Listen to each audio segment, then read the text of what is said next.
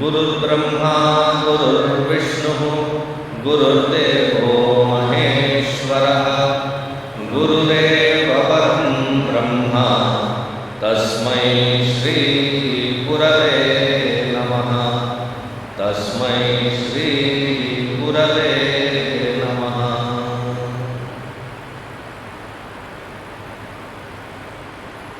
Yesterday we were in the 22nd shloka of the second chapter, page 233.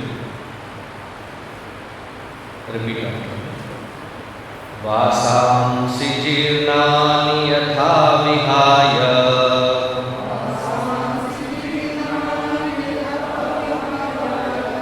navani grihhati naroparani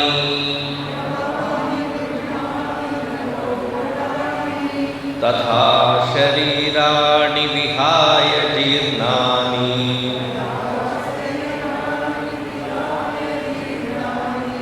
अन्यानि संयाति नवानि देहि।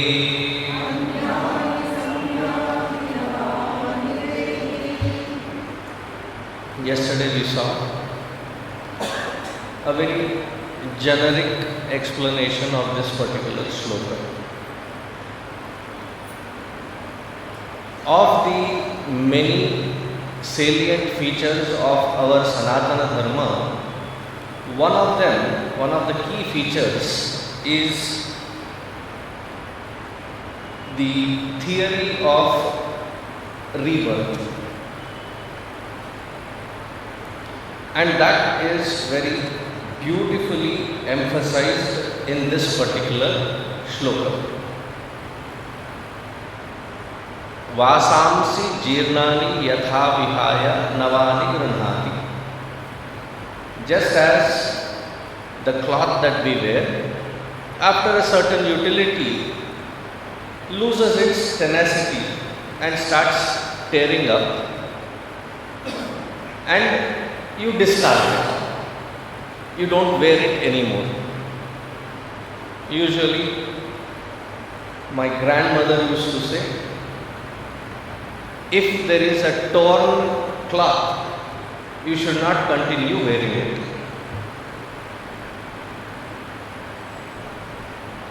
A sannyasi can wear it, but for the rest of them, I guess the regulation given is, it has done its purpose, now you discard it. As I was saying yesterday, in Indian households we never discard anything. The milk packet that comes,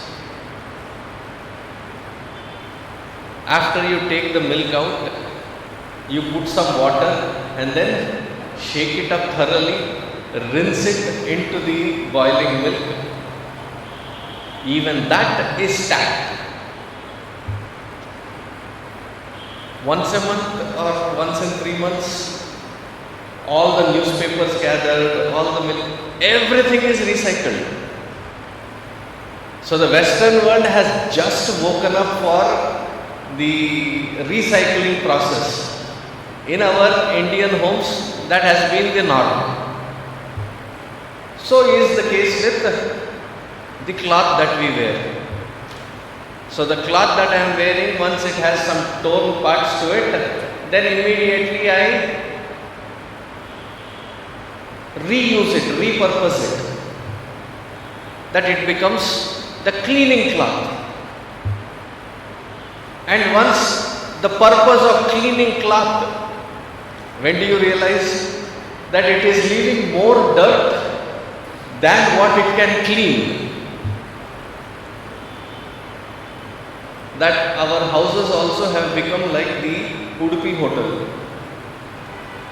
If you ever have gone to a Udupi hotel, after the person has eaten and gone, the fellow who has to now clean the tables, have you ever observed how they clean it? Earlier there used to be a cloth, nowadays they use a wiper, but with both the technique remains the same. whatever has fallen onto the table, that is smeared equally across the table in the name of cleaning. So if our house also becomes like that, then that cloth is not discarded. It is used for wiping your feet. So it is repurposed. But you don't wear it anymore. Vasamsi jirnani yatha vihaya. Navani grunhati. You take the newer cloth to wear. Similarly, tatha sharirani, when the sharira becomes jirna, the purpose is served. Anyani samyati navani dehi. The one which is enlivening principle, the life principle, transmigrates to another body, discarding this body. Because what is left is mere dead matter. That is discarded. See, even in that discarding process, our ancestors have been so meticulous in their thinking that instead of any other kind of discarding the body, in some Buddhist sects, they discard the body for the wild animals. When you go to Kailash Manasarovar, there is a specific place where they drop the body of their lamas, Dalai Lama, those are lamas, Lama is a title, or Rinpoche. The rest of them in the village outskirts, they leave it for the wild animals. In the Parsi community, they also discard that it is to be eaten up by the birds, vultures and others. I remember very distinctly when I was growing up in Bombay, there is this place where you will see vultures always circling around, because that is the Parsi way of discarding the body. So they have one method. Our ancestors found the best method. Therefore, in our various karma kanda, from the moment that the child is conceived in the womb of the mother, I think the first trimester, the end of the first trimester, which is the third month, the mother is given a mega treatment, Seemantam, because that is when the jiva has entered into the matter envelope. It is to be celebrated. Then Jata Karma. All these are samskaras. Upanayana samskara, Vivaha samskara. Of the 14 samskaras that we have to necessarily perform, what is the last samskara? It is called Antima samskara, the last rites. That also is a samskara. How you discard this body is also a process which has been very well thought through. That it has to be burnt down to its nascent value, that it is reduced to carbon, the rest of the other elements are released into the totality, and that which is left, you cannot discard it anywhere. You have to take it to a river which is a perennial river.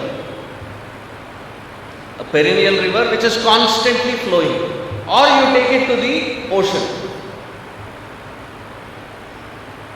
You don't keep it as a memorabilia in your living room.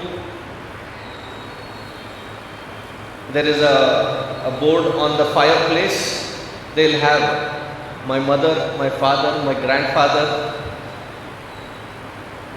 We mix it into the waters, because this carbon, when it goes into the water, it enables, it modifies the water content, that by the time it reaches to the fields, it has enough capacity to absorb nitrogen and give that nitrogen directly to the plants. A complete thought through process. There is absolutely no a whimsical pattern introduced. It is a well thought through process. Now the jiva has left the body, but by the time this jiva leaves this body, the other body has to be ready for them to get into. Now in this whole process, what is highlighted is the rebirth theory, the theory of reincarnation, rebirth.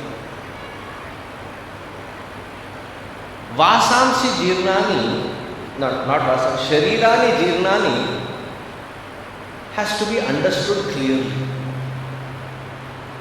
Every jiva has a certain amount of prarabdha to be lived through that particular body, that particular life. When you go to other countries, you get a visa. Along with the visa, as soon as you get down and enter the port of entry, on their stamp, they give you a specific date up until which you can live in that country. Therefore, they ask you the purpose of the visit. Usually, they ask in a very sutra format. Their question is business or pleasure. I mean, if you end up answering, doing business with you is my pleasure, probably he will get confused. So you state your purpose.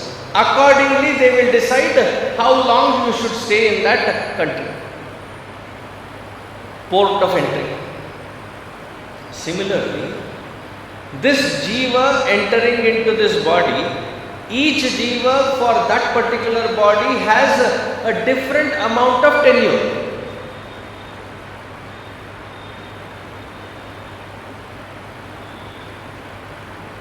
In the Abrahamic religions, since they have only one life to live, they go through such intense emotion of losing somebody young. Anybody has it. Everybody that loses a young one of the family, they will have pain. But their pain is multiplied. Why? One nagging question that they have, that after all we have one life, and that one life also is not lived completely through, and it is cut short. God is unfair. So many times when I had gone there to address, this was one of the commonly asked questions. But the ones that believe in reincarnation also should understand that the jiva is born with a certain amount of prarabdha to live through. For some jiva in a particular body, the prarabdha finishes sooner than later. That body's purpose is served. It can be quite young at age. We are not looking at how many years of life do they have through a body for it to be called as worthy to be discarded. Whenever the prarabdha is done, the body is discarded. There is a very interesting story, though the story's purpose is what is the effect of satsanga. So, Naradji goes to Bhagavān Vishnu and asks, what is the greatness of satsanga? So he mentions some kingdom and says, you go to that particular kingdom. In that kingdom, there is a cow that is about to deliver a calf. Go visit that cow. So he visits that cow, looks at the baby. The baby, the calf which is just born, looks at Narada and drops dead. Naradji comes back. He says, Bhagavan, what is this? The Bhagavan asks, so did you understand? He said, no. He says, the same kingdom, the king's wife is going to deliver a baby. You go visit them. I said, Bhagavan, the king will throw me in the jail. He said, no, go visit. As soon as Naradji sees that child, the child also dies. Now Naradji is terrified. So Bhagavan says, their entire life's worth of prarabdha just by the satsanga of a person like you got finished. The purpose of that body was done. So they immediately quit. So how long somebody stays in a body is not decided by the number of years, the number of breaths. It is the amount of prarabdha that individual has to go through that body. The moment that prarabdha is done, how many times have we not seen somebody who has had a clean sheet of bill? They have been regular with their exercises, regular and very conscious of what they eat. They have never had any kind of smoking or liquor or nothing that can damage the body. Hale and hearty. Suddenly, and people are surprised, shocked. I met them yesterday. What happened? Was it an accident? Something unusual that happened? No. They just were having the breakfast, sat down, had finished their cup of tea, sat down, and while sitting, they just smiled and quit.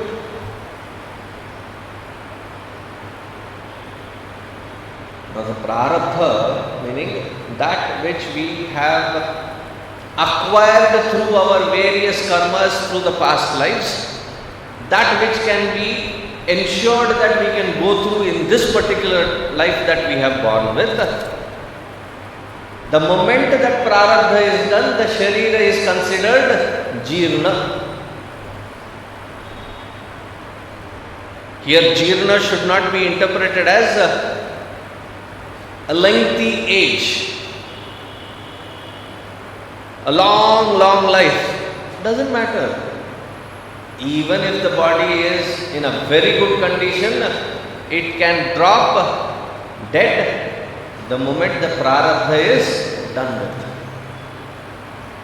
Tatha sharirani vihaya jirnani anyani samyati. Though it is not that very important to mention here, in a particular Upanishad, the description that is given of this transmigration is the example that is given of a caterpillar. Have you ever seen how a caterpillar crawls on the leaf or the little tiny branches? So it lifts its front limbs and then searches for its next safe spot to land on. Once that lands and it latches onto that twig or that leaf, its rear limbs pick up and then move forward, crawl forward. So the example given is like a caterpillar moving, wherein it first latches on and then leaves. Even in the leaving, the way the jiva leaves, if it is a natural leaving of this body, one by one all these organs have to be tied in. Have you ever gotten a transferable job? How many of you have got a transferable job, that you have lived through a transferable job? I'll test. Now that you have raised your hands, what is the last thing that you pack before you leave your earlier place?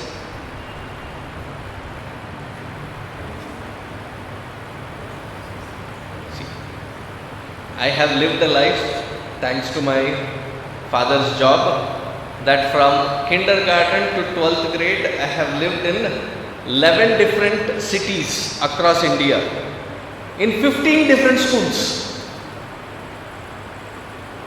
So almost like every year we had to pack. I have become good expert in packing. Therefore, with that experience, now I am demanding the answer. What is the last thing that you pack?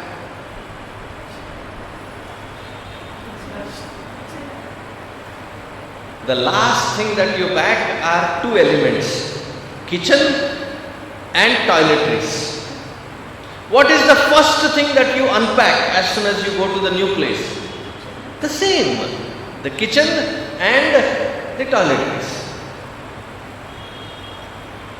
Because if you are transferred along with the kids, up until the moment that you lock the door, the kids have a bottomless pit. They just have had their dinner, or lunch, they come back and say, "Ma, kuch hai khane ke liye? Ippude tinnavu kadra? Something, kudru." That was the main part of the meal. This is to munch something. So if you have kids, that will be definitely the last portion. And what another, that is with regards to the input. The output also, that also has to be packed last. Rest all can be packed early. Similarly, there is a krama in which the jiva chooses to live.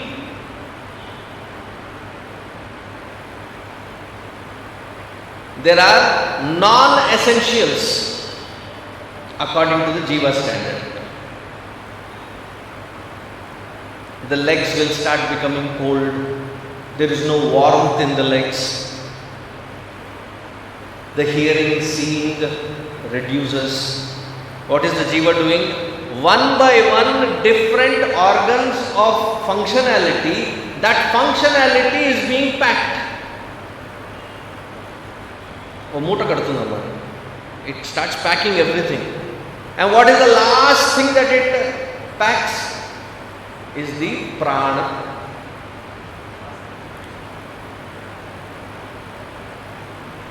Along with that prana, the entire antakarana and all the tendencies that we have acquired through our action in this particular life are also bundled in and carries that baggage, goes to the next life. It used to happen mostly in US that if you had a very elaborate home, 2500, 3000 square foot house, and you have shifted to a new place, you have not yet found your choicest of the house, so you shift quickly into a apartment. Now apartment is not 3000, 3500 square feet. It is usually 1200 to 1800 square feet. All that which was there in 3000 square feet cannot be squeezed into 18,000 square feet. So what do? The excess, they put it in storage. Indians never discard anything. Never discard anything. Always it gets piled. That's why most of the, at least in America, most of them would not take me through their garage. Because the garages are always chaos. All that which is not used but cannot be thrown away is stored in the garage. So you go to the next place, you have excess. What do you do with that excess? You put it in storage. Now, being born as a human being, we have 5 organs of perception, 5 organs of action. The mana, chitta, ahankara, all of these are functional. All elements of all indriyas are functional. Now, supposing you are born in a duck, or you are born as a snake. Now, if you specifically look at, the snake doesn't have hands and legs. The snake doesn't have ears. The snake doesn't have a nose. Now, what happens to all these indriyas? See, in India, the snake charmers are playing that little bean bajata hai na? I don't know what they call it in English. It's called bean. So, the snakes actually cannot hear it. Their skin is so sensitive that the vibrations it catches, but it cannot hear. Now, what happens to all these organs and their capacities, their faculties?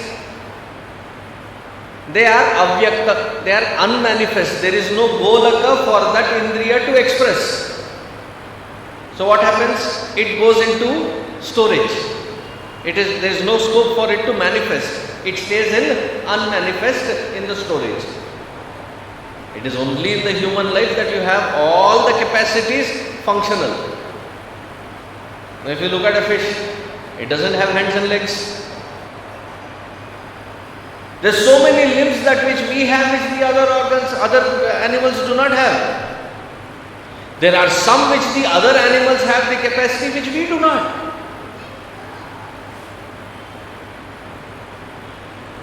The bats are known for its sonar capacities. The dogs are known to recognize frequencies that you and I cannot hear. Ours is only a certain range, beyond which or below which we cannot hear.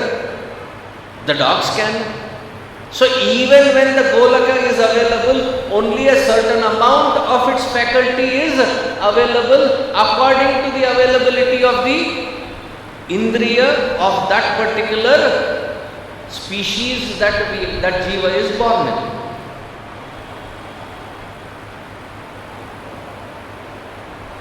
There are more complicated theories, but this much have you grasped? Meaning, the jiva continues to persist. There is no point in time in the past or present or in the future where the jiva exists not. The continuation persists. What seems to lose its validity is just the name and form, which is this sharira. Vasamsi jirnani yatha vihaya navani grinhati naroparani tatha sharirani vihaya jirnani anyani samyati navani dehi.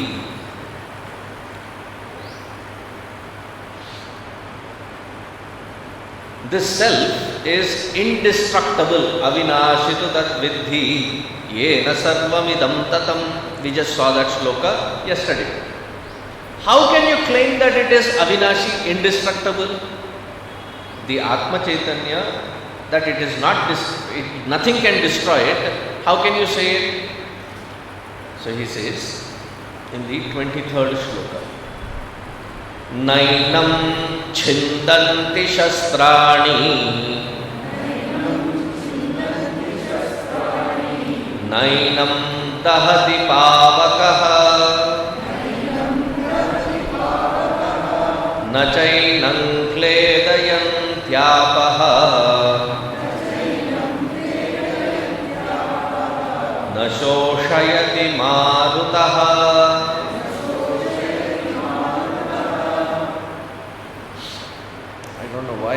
second time in this lecture I am remembering my grandmother. The shloka is like that. My grandmother used to repeat this shloka with us quite a number of times.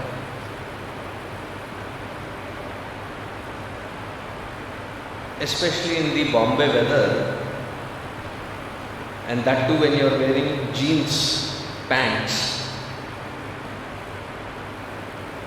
You try to put them for drying, it takes several weeks for it to dry. So whenever she would see those jeans pants put for washing, she used to repeat this shloka. Nainam chindanti shastrani, nainam dahati pavakaha, na chainam kledayantyapaha, na shoshayati marutaha. Nainam chindanti shastrani. It is so rugged that with the other kinds of cloth and their texture, they easily get ruined.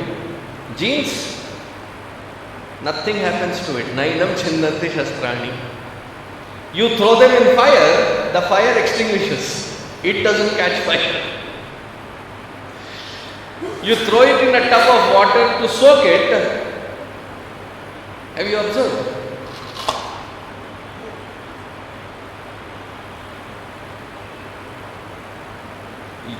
You throw it in water, it was just answering yes. It has also observed.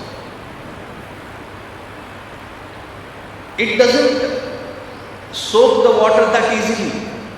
It takes a while for it to be completely wet. And once it becomes wet, nashoshayati marutaha. It doesn't dry fast. She said, she used to jovially say, this is our genetic code.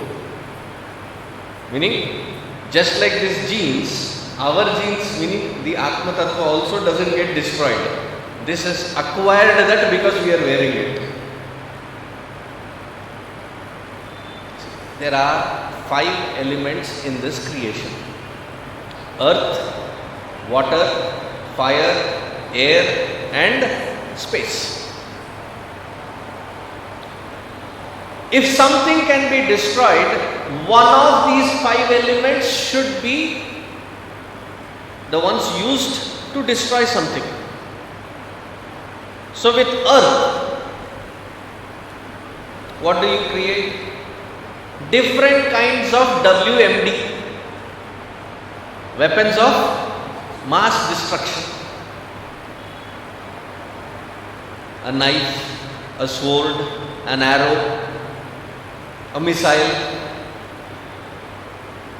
different kinds of. So, nainam chindanti shastrani. With the earth element, it cannot make a dent on this Atma Chaitanya. Nainam chindanti shastrani. Nainam dahati pavakaha. The next element, fire, in the sequence that it is given in the shloka. Fire usually is dangerous. I mean, all these 4 elements are dangerous in one format or the other. Anything in fire, it just purifies it down to carbon. But this fire cannot touch this Atma Chaitanya. Nachainam kledayanti apaha. Kledayanti, to wet something. The water, its job is, many people when they slip and fall into a river or a well and they don't know how to swim, or even if they know how to swim, they are caught in a whirlpool. Drowning in water is another way of death. But the water cannot even wet it. What about killing it? Nachainam kledayanti apaha. Nashoshayati marutaha. Shoshayati, the wind, its job is to dry.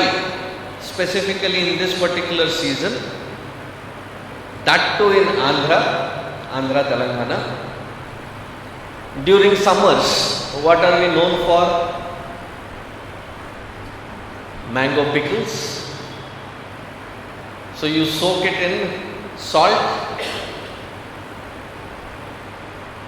it absorbs, it starts releasing all that liquid. Even thinking of it, my mouth is salivating. And then you pull all those pieces out and then let them dry. And after they dry, you again bring them, add all the different ingredients that go in. Avakai means the mustard seeds, that is predominantly high. Magai has the fenugreek. Did I say it? Methi, fenugreek. Two different varieties. Not just that, we go into now elaborateness. Different kinds of papads.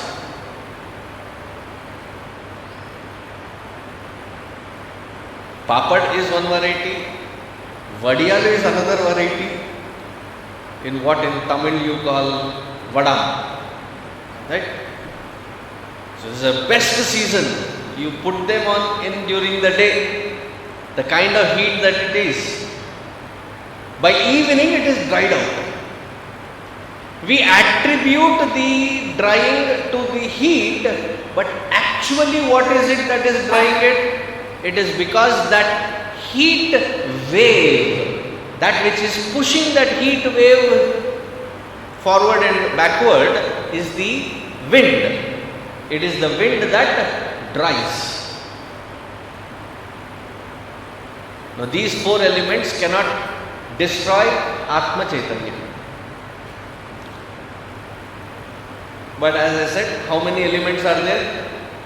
5. These 4 elements cannot even touch, cannot even destroy the 5th element, the space. Take a shastra and cut the space. Can you cut the space? The space cannot be touched by astra or shastra.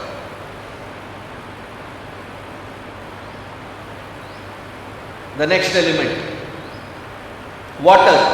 Can you wet the space? The air can carry moisture, but the space cannot be wet. The space cannot be wet. Can you burn the space? You can burn a structure which is erected in the space, but not the space as such. Neither can you cut it, wet it, burn it or dry it. None of these can even make a dent in the 5th element, which is subtler than the other 4. Therefore we said it in that sequence, from the grossest to the subtle. Earth, water, fire, air, and then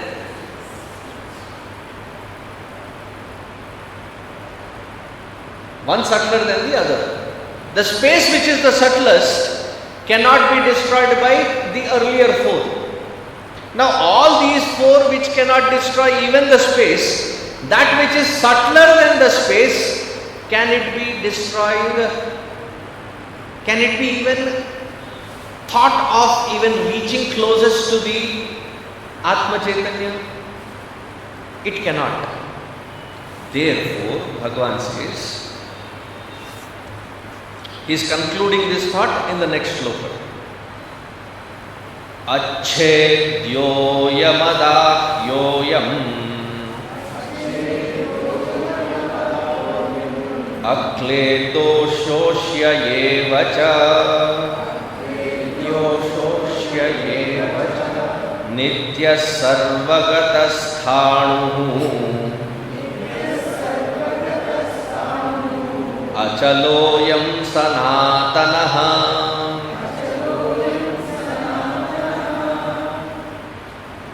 Therefore, achedyaha, the Atma Chaitanya cannot be cut. Atma Chaitanya cannot be adahyaha, cannot be burnt, cannot be drowned in water, cannot be dried up. Therefore, nityaha. Why can't it touch? Because it is of the nature of eternal being. Nityaha. Sarvagataha. It is all pervading. Sthanuhu. Sthanuhu, that which is stability. The stablest one, stable. Sthanuhu. Achalaha, that which does not have any movement. Achalaha, immovable. Sanatanaha, Sanatanaha, that which is the most ancient. One day, a parent came to me with such bright smile on their face. Swamiji, my child is becoming very philosophical. I was so proud of his question. Every parent feels that way. This parent also happened to. I said, but why do you claim that? What did the child do that you made this conclusion? So the mother said, he asked such a beautiful question today. You say that everything is created by God.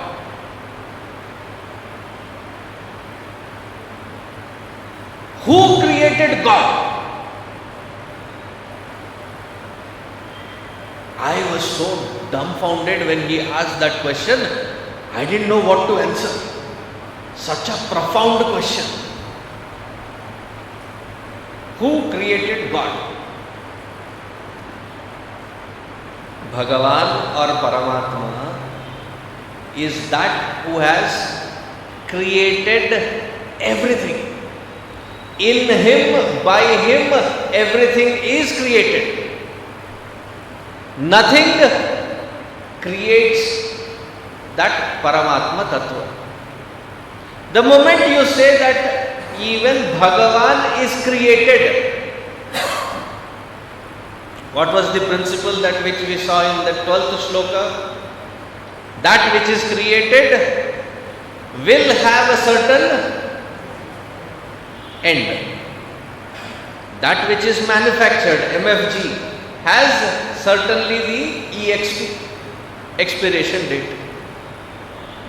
So therefore, in our Sanatana way, in our ancient way of understanding, we say, He is the one that created time. You cannot say when or who created Bhagavan. Bhagavan is the one that created the concept of when. Time was created by Him. So He is always referred to as Kalatitaha, the one who is beyond time. The most ancient one, or the only ancient one. Sanatanaha. That in whose presence, not just this creation, the time itself was created, that ancient is. Sanatanaha. Achalaha. Achalaha. He is that one immovable. Now when you are sitting in a train,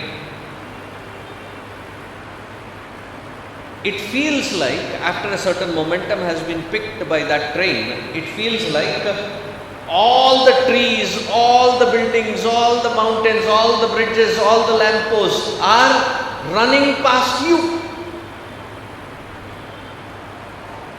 But in reality, what is happening? They are where they are. Who is moving? The train is moving. For the train to be moving and for us in the train to have this aspect of understanding that others are moving, there has to be something stable for that train to move upon. If there is a movement, it necessarily means that there is something as a substratum on which this movement is happening. Now when I say movement, don't just look into the examples of or start visualizing the examples of road and a car, the tires are moving. Let me just expand the scope of it. I'm sure you all have gone to the movie theaters. There is a screen. And on that screen there are images thrown upon, projected upon. If there was no screen, would we have that seamless experience of lifelike movement? We would seldom have that experience, isn't it? For us to see that movement of the entire movie, we need that wall of screen on which this can be projected. We have evolved even there. If you look at Charlie Chaplin, what was that? Laurel and Hardy. We should play Damsharaj. I just was doing this and you already said the name.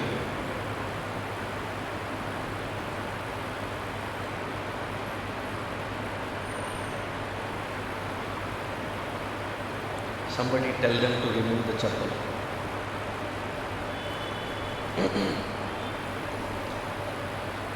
So Laurel Hardy, Charlie Chaplin and such, when you see even today, they have a funny gait, funny kind of movement, unusual movement.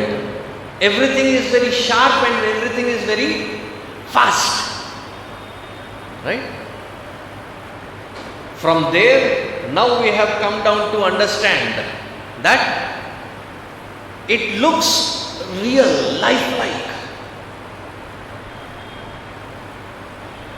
So it is after the black and white where we realize that the number of frames that have to be passed through a second, 24 FPS, the minimum, where it starts appearing as though it is real. And if it is something action prone, like some athletics is happening, some dance is happening, you can increase the FPS to get a better clarity of lifelike movement when you project it on a screen. 60 FPS. You are capturing every movement to its nuanced detail. Now all of this which has been captured without that screen, if you project, will you still be able to get? I am glad I am not speaking to a Balavihar class. Because immediately they would have come up with various options. If not a screen, if it were on a wall is being used as a screen. And go try projecting it into that wooded area there. You will not get a picture. For that movement to be lifelike and for us to experience, there has to be a support, the substratum on which it can be projected. Similarly, all this that which we see as movement of the prapancha. Why is the world in Sanskritam called as prapancha? Because it is prakarshena prakatita pancha mahabhutaya. 5 elements, different combinations, permutations and combinations of this 5 elements expresses forth as this, which we call as the world. Therefore, it is known as prapancha. So, for all these elements generated, created by this 5 elements, for it to play around, there has to be a substratum on which everything can function. That substratum, immovable substratum, achalaha, sthanuhu, that which is giving stability to the system.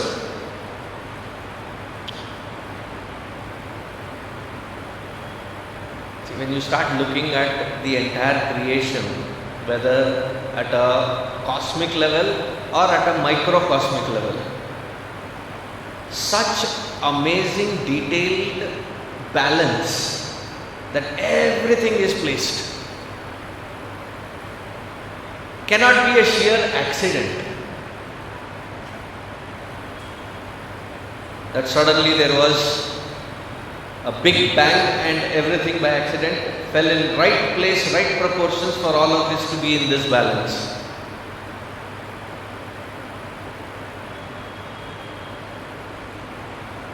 I think it is Tulsi Das ji says, Binu Stamba Akashajade, meaning without pillars, try holding anything without a support, what will happen? It will fall, right? The planetary objects are all hanging in there without any support.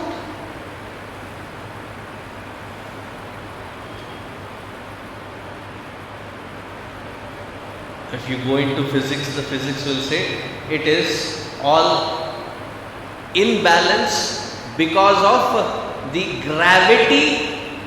Gravity is the one that connects and keeps it in balance. Even though there is motion, even though there is rapidity in that motion, it's not like what we see on the 2-dimensional paper charts when we write the solar system. There is the sun in the middle and then everything is going in concentric circles. If you draw it in a 3-dimensional, even in that 3-dimensional we make a mistake of drawing concentric circles. They are in completely different axes, but the sun is the center of their axis.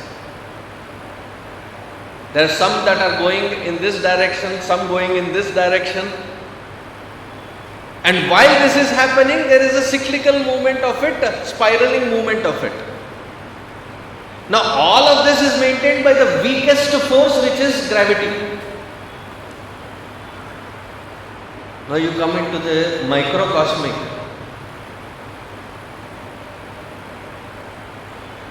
Gurudev used to say, he used to take a handful of medicines. You say, the Jatharagni knows, I am putting all of this into the pit of my stomach. The stomach is more intelligent than me, that it can send which medicine to which part. What a system that wherever required it completely filters it out and sends it accordingly. One thing that is very fresh in my mind is the heart. Did you know that the heart has a spark? There is an electric current and that electric current releases a spark. There are no wires. There is no battery. If you have to produce such a spark, you need to have some source of electricity. It generates that source of electricity and provides that spark so that there is that movement that happens in that heart. What amazing! For all these movements to happen, there has to be something that provides that stability. That stabilizing agency is called Paramatma. Sthanu, Now where can I find it?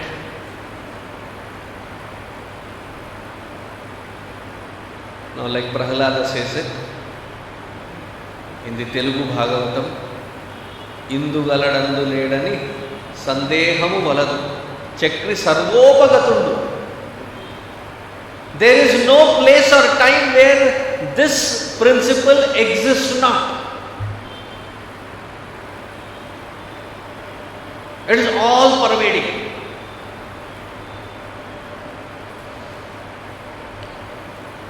Are you all here? I am not talking about just the body present but the mind absent. Are you all here? Which means you are not there where you began from. Some of you must have come from your office, some of you must have come from your home. Wherever you came from, point A, you started at a certain time. You crossed a certain space and you have reached here, point B. Which means, when at that time where you were at point A, you are not here. Now that you are here at point B, can it be assertively said that you are not at point A where you had started? Right? Because we are limited by this body. Our pervasiveness is 6 feet by 2.5 feet. That is the pervasiveness. At the most that I can pervade is where my total surface area is increased, is in Shavasana. That is the maximum most with regards to the body. Therefore, I feel limited, I am not all pervasive. But this tattva is all pervasive. There is not a place, whether sentient or insentient. This tattva is always present. Sarvagataha. Just to understand it. We are so identified with this body. Let me take the body as an example. With respect to our own body, where do I start, where do I end? What is the starting point? What is the ending point?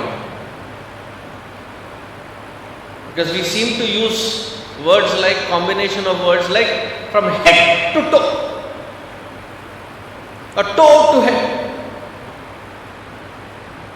Right?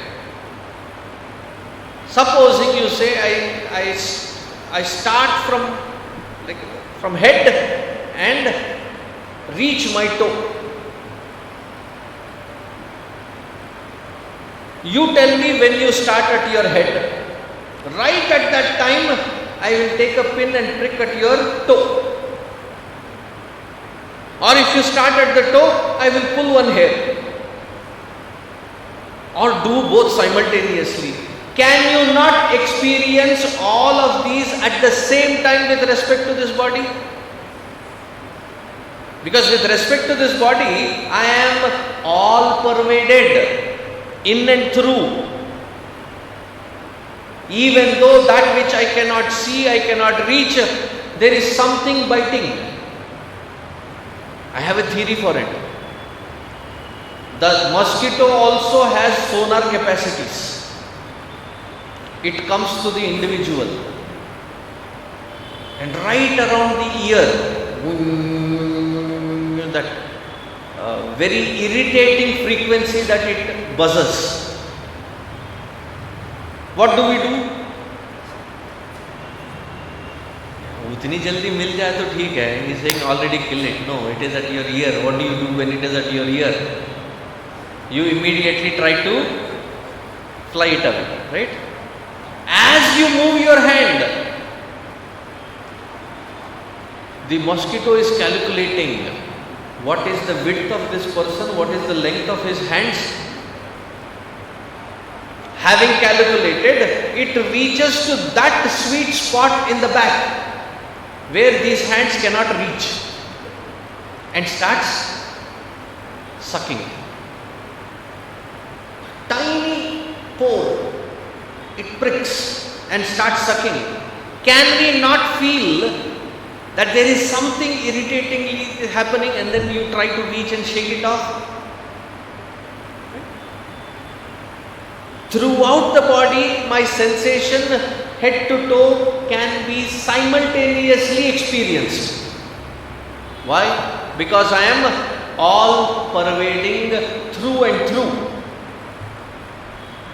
If this is clear, similarly, the Atma Chaitanya, the Paramatma Tattva, is something that is pervading throughout this entire creation. Now when I say this entire creation, don't just limit yourself to this Milky Way, this galaxy system. When we chant the mantras, we say that this creation is multi-layered. Such galaxy systems there are plenty.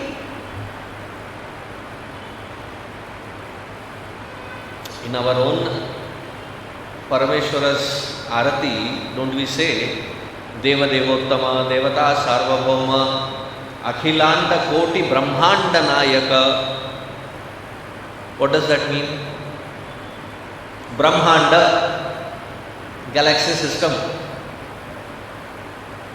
Akhilanda Koti. Koti meaning several millions of parallel systems.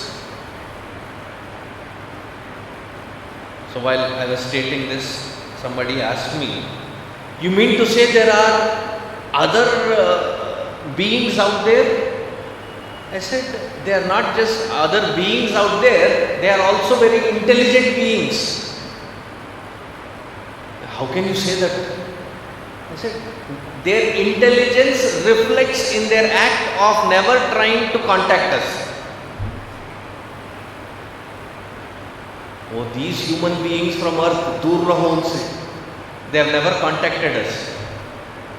But the Shastra says that there are several such parallel, therefore I cannot call it universe, multiverse. Universe means there is only one, multiverse. There are parallel so many. For all that which is created, this pervasiveness pervades through all of this that is included. I'll let a moment for that statement to sink in. Now if that has been grasped, in the Purusha Sukta, we chant Pado osya vishva bhutani tripadasya divi. That if all that which is created can be calculated, though it is infinite in nature, but if you want to put a quantity, certain quantity to it, you say 1/4 of that which you see is just the 1/4 of that Paramatma. 3/4 are in unmanifest. If this itself feels vast, see, every time I come across the galaxy photo released by NASA, ISRO, various companies, where they show the entire galaxy system, galactical system, and then show a tiny dot and put a red line and say Earth.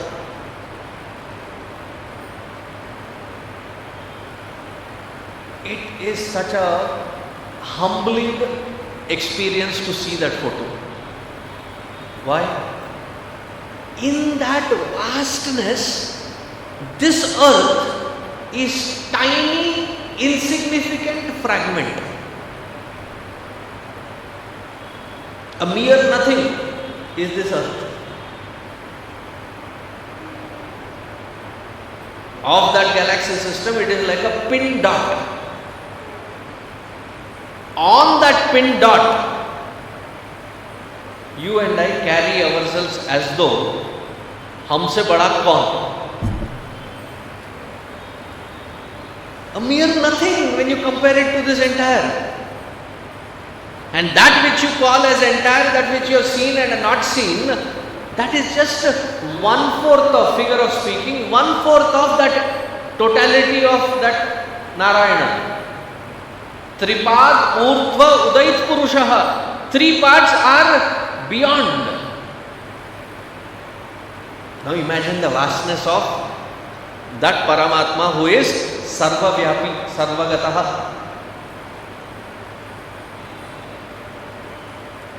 Nityaha, Nityaha, eternal.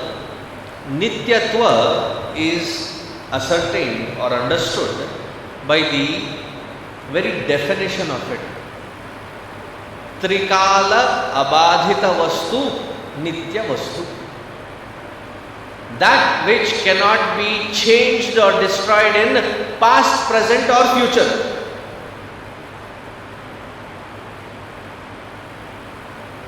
That is called eternity. Once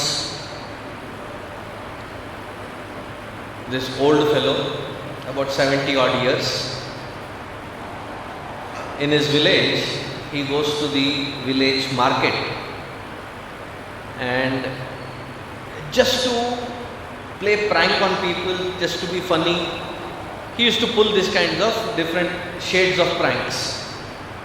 So right in the middle of that market, busy market day, he announced very boldly, I am the same that when I was 7 years old and now at 75, I remain the same. And everybody started challenging, नहीं हो सकता, ऐसी बकवास कर रहे हैं, bet लगाओ. The entire village was against him, bet against him.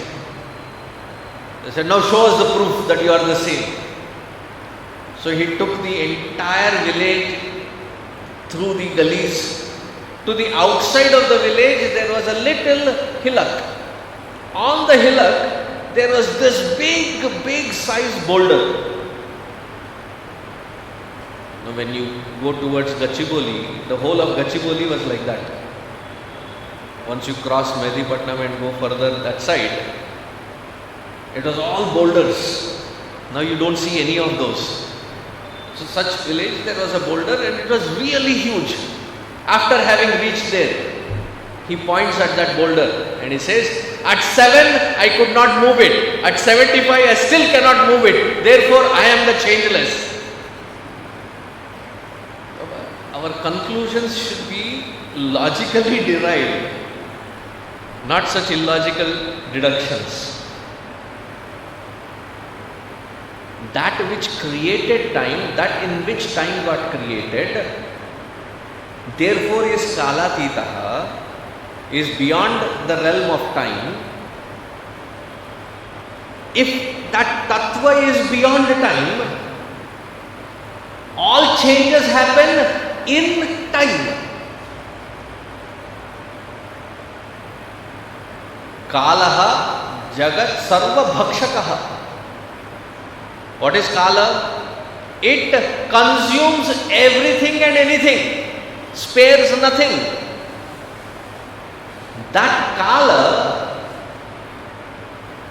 also is scared of its substratum, which is that Paramatma, which is beyond the realm of time. Therefore it is eternal.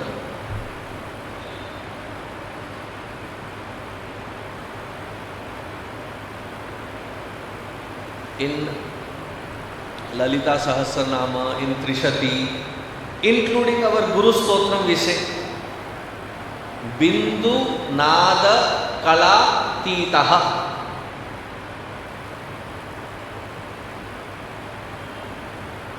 Bindu Nada, Kala Nada is name and form.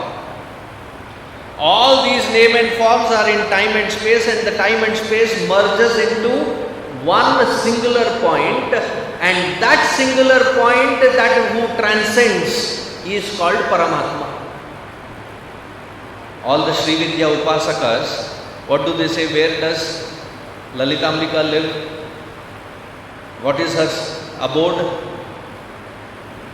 Bindu Mandala Madhyasthayai Namaha.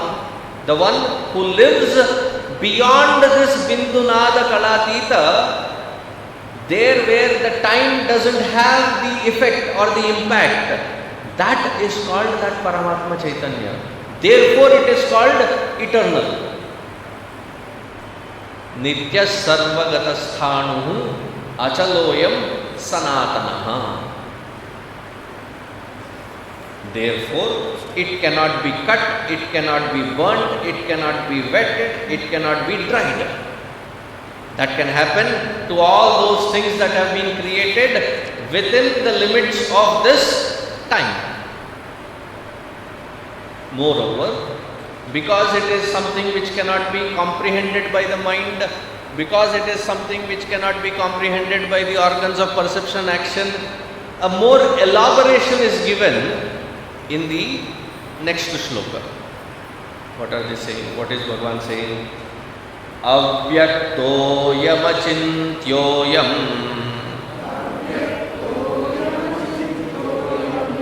avikaryoyam uchyate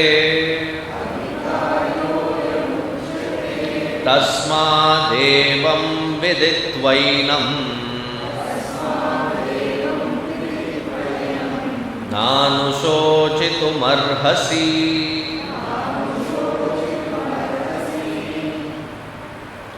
Avyaktaha. Paramatma is all pervasive, and yet avyaktaha, unmanifest.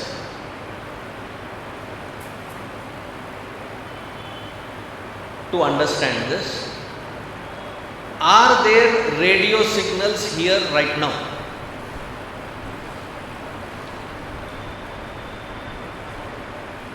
Surprisingly, everybody said yes.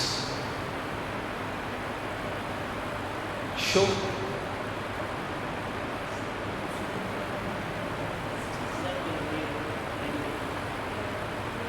हाँ, अब बात करो. You need a device, and the device needs to be tuned. That is when you will come to realize that there is a radio wave. When you say it, it is logic. When the Shastra is saying it is illogical. Shastra is also saying the same thing. Paramatma is here and now, provided this Antakarana is purified, fine-tuned, and then this intellect can bask in the glory of that which is up until now avyakta.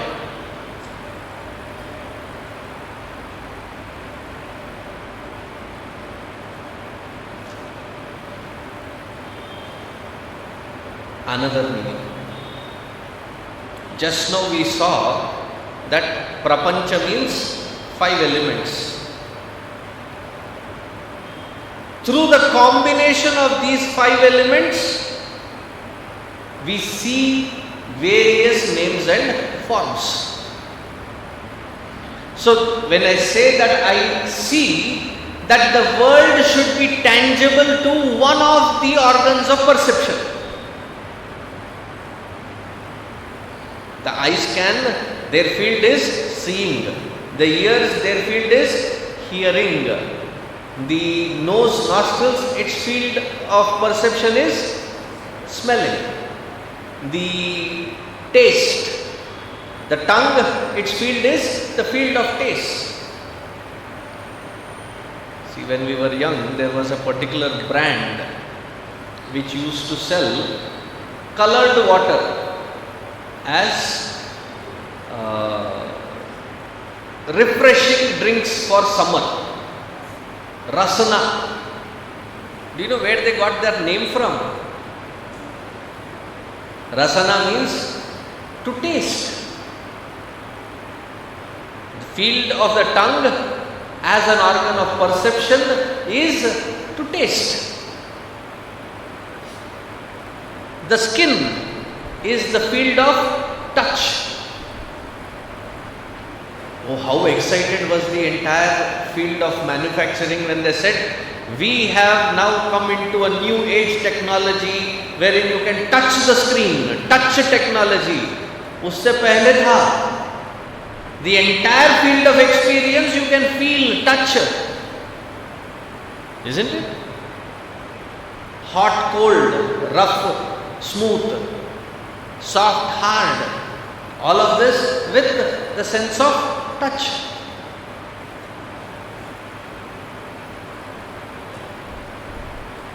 Now all these organs function in these 5 elemental prapancha, of which 4 are tangible. Space is not tangible to the indriyas.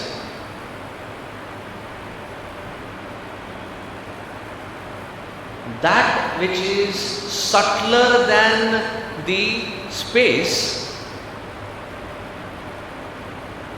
these indriyas which are made up of these 5 elements, which can perceive the elements of this creation, are not designed for perceiving that supreme.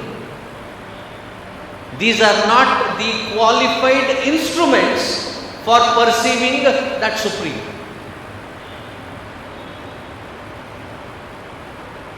So if you take 2 sharp objects, one is a razor blade and the other is a sharp axe. With what do you shave your facial hair?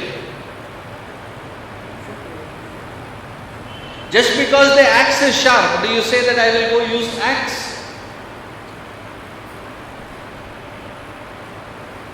The instrument has to be of the proper order for that particular purpose. The organs of perception are not qualified for seeing it because they are limited in their own particular field. The eyes are only for seeing. The eyes cannot smell. The eyes cannot touch. If somebody gives you the newly put pickle, avakaya, just taste and tell. Do you take it as a? करके देखो, eyes cannot taste.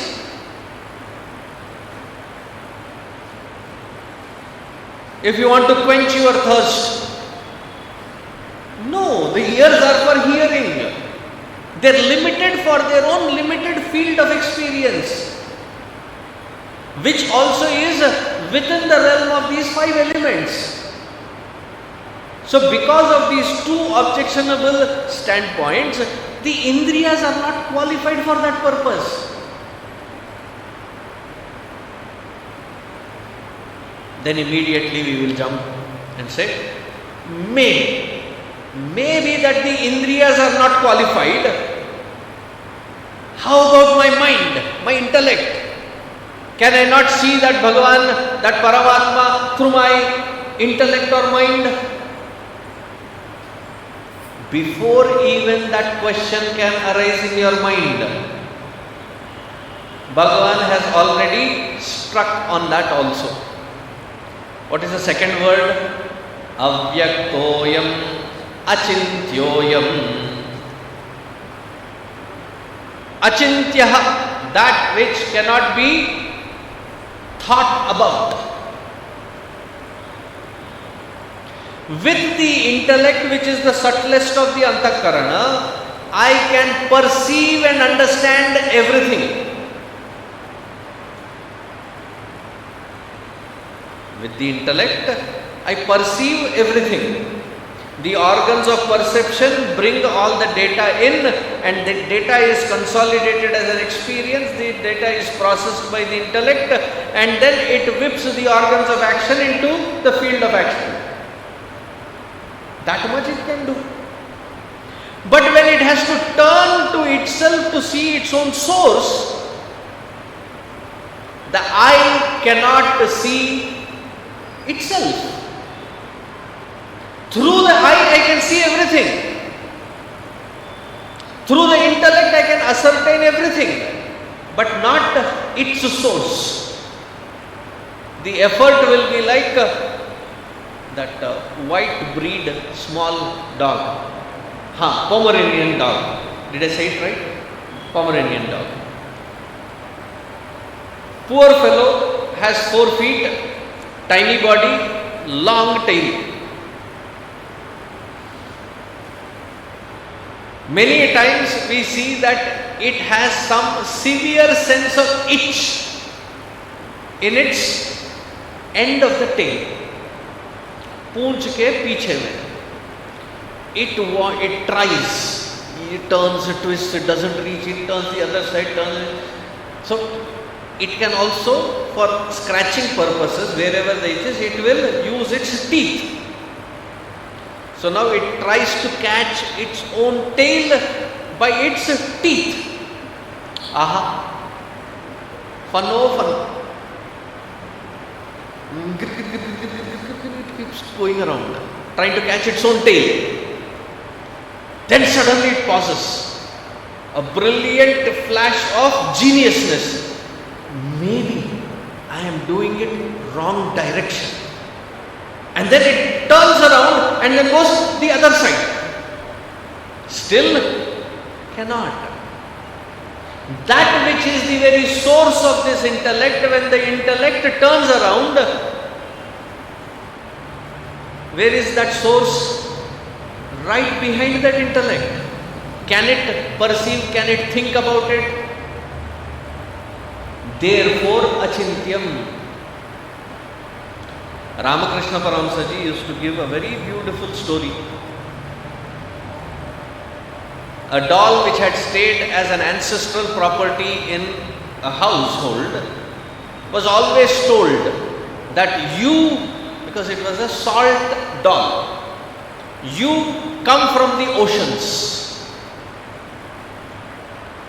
Every generation it would keep asking that individual who owned that doll, can I go see my source?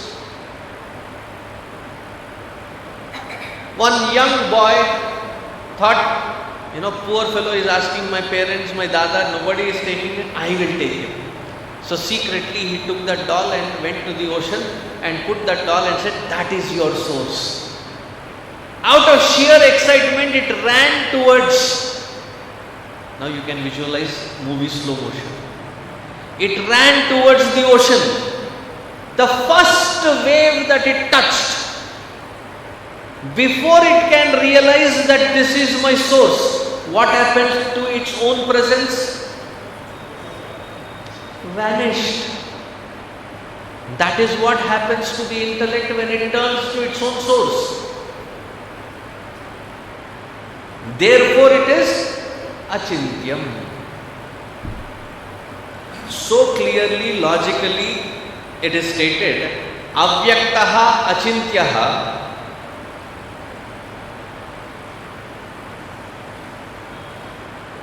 What to talk of people who, in the name of spirituality, create gadgets. The gadgets will evaluate your presence and tell you how spiritual you are. When the indriyas or the subtlest of the intellect cannot reach, how can the external gadgets reach there? Some of the smartest beings are in that group. Do you know what group I am talking about? Those who have these kinds of scientific gadgets. It's called Scientology. The Scientology, they all have gadgets to evaluate spirituality and spiritual statuses. Baba, your own indriyas cannot reach the insentient equipment. How can it evaluate?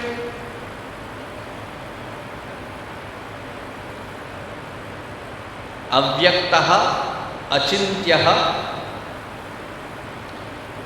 avikaryaha ayamuchyate.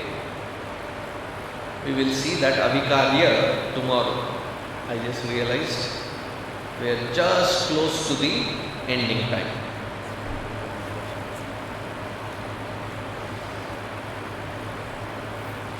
Just before I wind up, today is the penultimate day. Tomorrow we will be concluding the first part of second chapter. Just like last month when we had this yajna on first chapter, I said that for organizations like us to continue doing what we are doing, we follow the age-old tradition of Guru Shishya Sampradaya, and thereby whenever something is learnt, it is our tradition that we give a token of our appreciation in the format of Guru Dakshina. Don't worry, I am not going to ask for your thumb. That was also asked as Guru Dakshina. If you think that what you have been hearing, seeing and learning is beneficial, what you give is not mandated, but give you must, so that there is some contribution towards the cause for which this mission is working. So while you go out, these envelopes will be given to you. Tomorrow when you come, many of you last time also gave without writing on the top. Yes, it is said that when you do dana, it has to be anonymous. But this is Guru Dakshina in Kali Yuga, wherein your name, address, phone number, email ID and your PAN card number, because the government has made it mandatory to ask for the PAN card if you are donating anything 2000 or above. So put your PAN cards and all the details of address and phone number, so that we can put you in a group and this information can reach to you whenever we do some activity here. So please do take the envelopes while you are going out. Tomorrow after the session is done, you can give it here and we will conclude this session tomorrow. And the second thing, this month end, 24th, 25th and 26th, as we are celebrating the 75 years of Chinmaya mission. 75 years ago, Pujya Swami Chinmayanand Pujya Gurudev, he started his first yajna in Pune. The Chinmaya movement started then. So we are marking that 75 years this year, and we have been celebrating it, reaching across in various ways. Again, the celebration is in the form of serving the higher cause of humanity. So we have already done the Samashti Bhagavad Gita. The second round, there is the vehicle which is carrying Pujya Gurudev's Murti Vigraha and the artifacts which he had used, the pen and the other things that which he had used. It is coming in a vehicle which is going through all districts, all centers, all across the length and breadth of Bharatavarsha. It will be covering about 295 days, 35,000 plus about 38,000 kilometers in these 295 days. It has already started since Sankaranti in Pune. On 24th it is arriving into Hyderabad. So as it arrives from Kurnool, we will take it to our Chinmaya Vidyalaya in Shamshabad. There we will spend one evening. From there we will bring the entire Amrit Vahini to Kundanbag. So on the 25th morning, we have a Shobha Yatra on this particular street. We are taking permissions from the powers to be, so that we can go through this all the way to the end and come back. So we will have a Shobha Yatra in the morning, 6:30 to 8:30 roughly. Ending time is not in my hands, roughly about 8:30. And in the evening, 6:30 to 8, we have Gurudev's Paduka Puja in the stage, in the grounds there, and we will have some cultural events. These youth that are following this particular Chinmaya Amrit Yatra, they have already spent about 95 days, and it is a rich experience for them to go through various environments, various weathers, various subtle cultural differences, language differences, food differences. They have been visiting several centers. We will have the opportunity to listen to them and their experiences, along with the brahmacharis and brahmacharinis that are coming with that Chinmaya Amrit Yatra. So that will be on the 25th. Earlier it was designed that on the 26th, because this is vehicle and it has to be maintained, there was an extra day that was being spent in Hyderabad so that all the vehicles can get its maintenance. But just before coming here, they are getting their maintenance done already in Anantapur. So we have one extra day. So we will be taking this Chinmaya Amrit Vahini to Skandagiri temple on the 26th. That also happens to be their Brahmotsavam of that particular temple.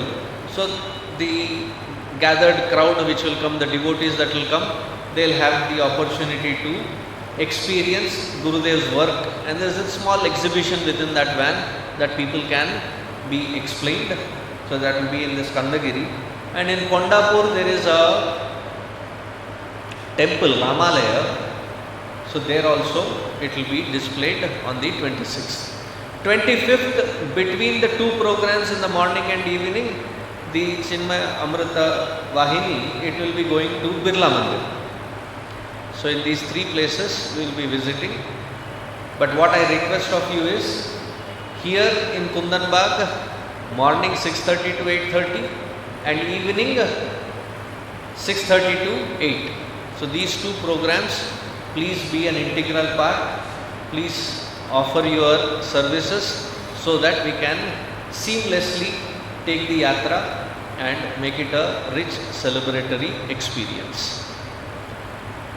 Tomorrow the flyers will be distributed, so take them in abundance so that you can distribute it in your apartments, your neighborhood, wherever you know that there are like-minded people who might be interested in this, so that you can invite them as well to participate both in the morning and evening programs here in Kundanbag. Any questions you can ask our treasurer Rajneesh Bhai. He is there. Our president Harish ji. He is Harish ji. The secretary was here, Jyoti Amma. So you can find one of them. If you have any questions, they will be able to answer.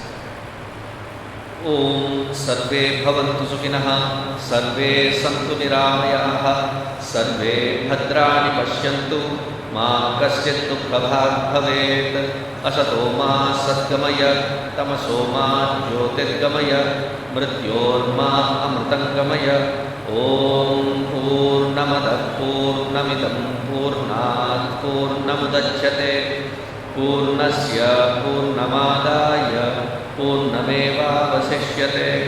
Om Shanti Shanti Shanti.